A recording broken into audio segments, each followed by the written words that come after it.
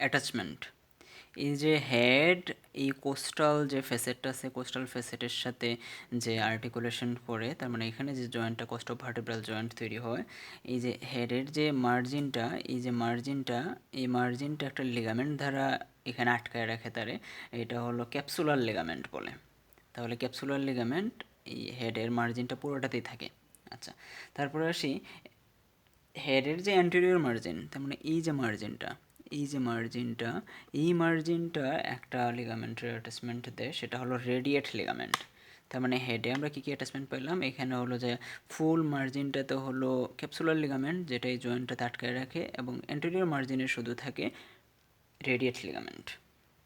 আচ্ছা, এবার আসি এই নেকে।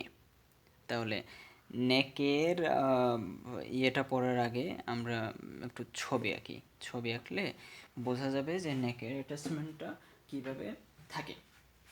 ছবি না আঁকেও দেখানো যায়। ছবি না এঁকে এইভাবে যদি আমি দেখাই, তাহলে এই যে দেখো, এখানে তো জয়েন্টটা তৈরি হলো, তো এই জয়েন্টটা যদি এইভাবে থাকে, এইভাবে যদি থাকে, তাহলে এই যে এই অংশটা হলো নেক, এই যে এই অংশটা হলো নেক।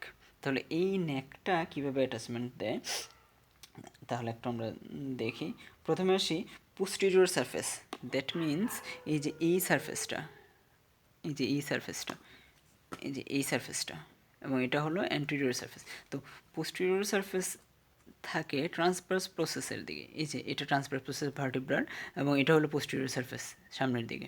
তাহলে এটা ট্রান্সফার প্রসেস, আর এই যে এই সারফেসটা হলো পোস্টেরিয়র সারফেস।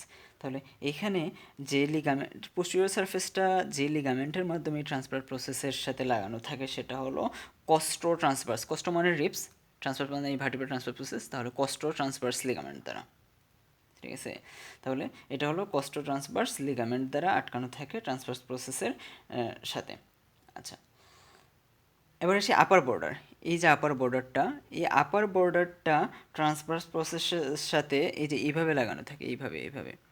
তাহলে এইভাবে একটা লিগামেন্ট থাকে, এইভাবে লিগামেন্ট থাকে। তাহলে এটা, এটার নামও হলো কস্টো ট্রান্সভার্স। কস্টো, এটা হলো ট্রান্সভার্স, কস্টো ট্রান্সভার্স লিগামেন্ট। কিন্তু এই কস্টো ট্রান্সভার্স লিগামেন্টটা সুপেরিয়রলি থাকে, এই জন্য এর নাম হলো সুপেরিয়র কস্টো ট্রান্সভার্স লিগামেন্ট। তাহলে আমরা পোস্টেরিয়র সারফেস পাইলাম, সুপেরিয়র বর্ডার পাইলাম।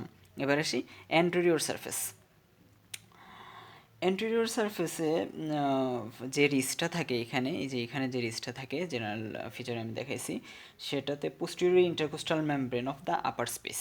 তার মানে পোস্টেরিয়র ইন্টারকোস্টাল মেমব্রেন, ইন্টারকোস্টাল মানে দুইটা, এখানে যদি আরেকটা রিপস থাকতো, এই যে এইভাবে যদি আরেকটা রিপস থাকতো ওর উপরে, তাহলে এই রিপসের সাথে, এই রিপসের সাথে ওর যে নিচের রিপস, তার মানে এটা হলো নিচের এবং এটা হলো উপরের রিপস, এটা উপরের রিপস, এটা হলো নিচের রিপস, এই দুইটা রিপসের মধ্যে যে লিগামেন্টটা থাকে সেটার বলা হয় ইন্টারকোস্টাল, যে মেমব্রেন থাকে সেটার বলা হয় ইন্টারকোস্টাল মেমব্রেন। তাহলে ইন্টারকোস্টাল মেমব্রেন, কোন ইন্টারকোস্টাল মেমব্রেন, এটা হলো পোস্টেরিয়র ইন্টারকোস্টাল মেমব্রেন।